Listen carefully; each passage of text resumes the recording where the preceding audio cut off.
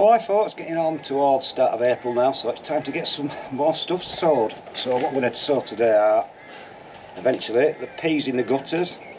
I like to sow them in gutters in a big sort of row of compost like that. Then you can just slide the whole row out once they're established into your row in the garden, and then they do establish themselves a lot better.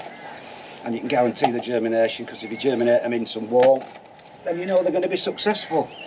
And then we're going to plant some tomatoes in these fancy little things I've got from Timu. And then all the lettuces, the first lot of lettuce are going in, a few cabbage and some more spring onions. So we'll just do some lettuce first. I'm going to grow 6 different varieties, well five little lettuce varieties, and then we're going to grow some rocket as well. So my varieties of choice this year are Red Apache, which is a new one to me. I got this from Premier Seeds. I've not really grown any red lettuce for quite a while, so you can hear that blackbird giving it some pasty. Can't get into them. Oh, there we go. So we'll give these Red Apache a go. You get absolutely 5,000 seeds for about £1, so you can't go wrong. So I've just made some little holes in the seed modules. I'm just going to grow 10 of each. Just going to sprinkle maybe 2 or 3 if I can and thin them out.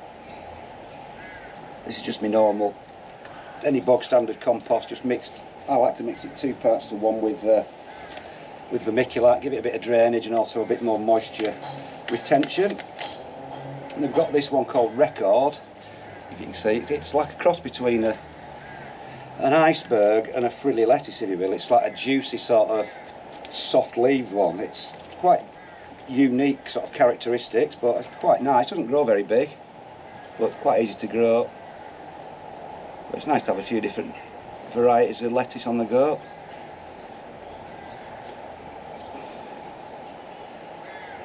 I do always grow way too many lettuce. I say that every year, but I always do it. I just like growing lettuce for some reason. I just find them quite satisfying. And I don't seem to suffer with slugs or snails, so I'm quite lucky in that respect. And then the old bog standard, old favourite, little gem, little cost lettuce. Absolutely easy as pie to grow, getting thousands of seeds for very little. So again, just going to sprinkle a few in each little module. Nothing too spectacular. So another 10 of them, and then onto my last one of this bunch, which is the rocket. Which, if any of you have grown rocket before, you'll know that rocket seed is probably the smallest seed you will ever find. It's absolutely microscopic. It just looks like you can't even, it's just minute. So it's quite difficult to try and get a few out. There's no way you'll see them. They're absolutely tiny. It looks like specks of salt. Smaller than that, in fact. So again, just trying to put the odd tiny little pinch of those in. I do like rocket. I know it tends to bolt, but you can keep growing it successively. You just get a crop all over the season. Try and get these in. Can hardly see them.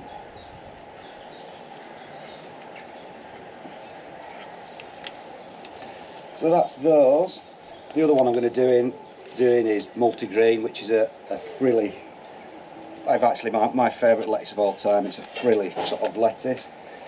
So again, couldn't be easier. Just going to give it a slight little, only very lightly, just to cover the seeds, because they're only small seeds. There's no need to be covered too lightly. Quick watering with my little sprayer. And there's no need for these to be in any warmth. I'll just leave them on the windowsill until they germinate, and as soon as they germinate they'll go straight into the polytunnel with the rest of the things. So just to give those a good old watering in. Put your little propagator greenhouse lid on. And Bob's your uncle. So that's those. Everything else will be done exactly the same, like all the cabbages and things. Just grow them on in 10 or 20 modules. And then possibly with the cabbages I'll prick those out into single pots, because they do tend to get a little bit leggy. So you can just grow those on. So this is how I'm going to do my tomatoes this year. I'm just going to sort of broadcast them in single pots, and then what I'll do, I'll prick them out into individual pots later on once they've got a couple of true seed leaves, rather than growing them into modules, because again with tomatoes they do get leggy, and you can replant them up the stem so that it stops them being leggy really. So the varieties I've got this year are Tumbling Tom, just a bog standard sort of mini hanging basket one. Really productive. Stuck in there. Get those out. So I'm just going to broadcast these, space them out over the surface. So I've got about 8 in there. I'll get these last couple out, stuck in the corner. We'll get them all out. Very small seeds. They don't need covering hardly at all. Don't tomatoes really. Now I did have another variety, but I seem to have lost it. Where's that gone? Oh no, there it is. Oh. So a new one to me, it's called Lizano. It's quite expensive, only got 10 seeds as well. I can't remember what variety it was. It must have been something quite interesting, but I think it's a small variety again. Can't get into these packets. So again, 10 seeds, tiny little seeds, so I would imagine they're tiny little tomatoes. Always one nice to stay in. So again, just gonna, that's small, I can't get them out. You're going to plonk these on the surface, spread them out a bit, and then once they're at about a 2-leaf stage, I'll then transplant them into individual pots.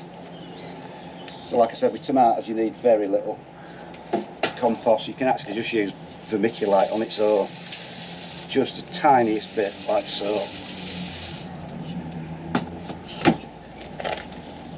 Remember which ones are which. Kicked everything all over the place.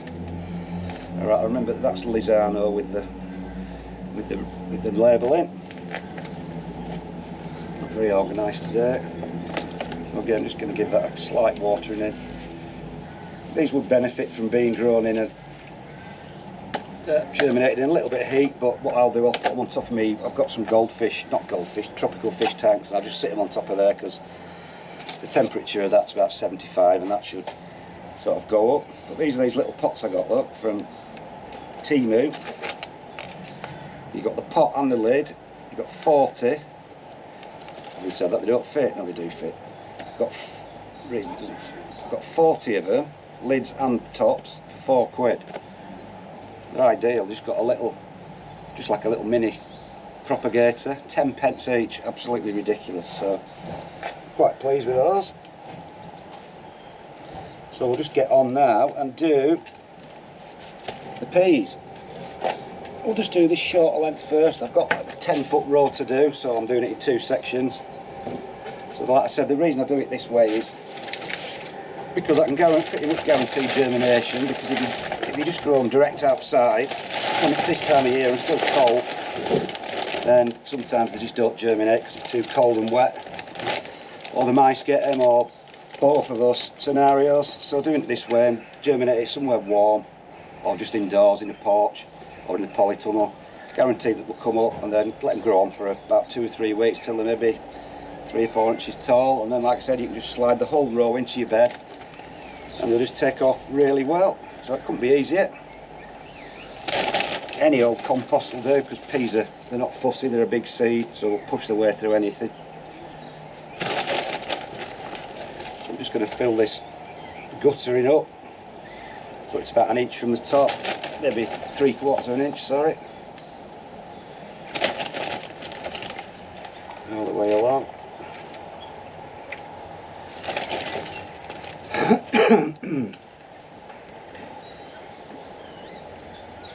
should do.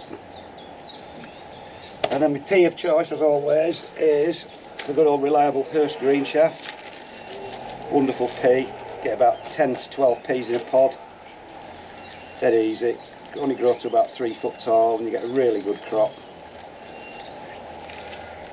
So what I'm going to do with these, instead of just messing about placing them individually, I'm just going to roughly just dot them about. I'm going to use all my peas.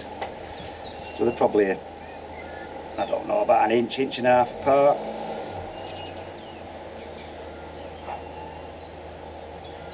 It's better to have more than less, because the more plants, the more peas. That couldn't be easy, no messing about. Get them chucked on.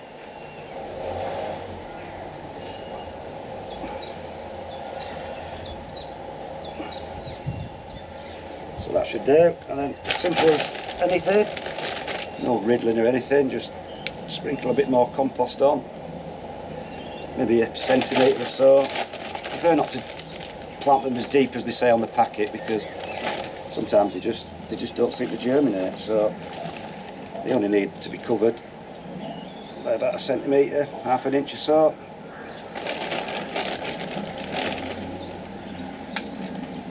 So absolutely no finesse with this whatsoever.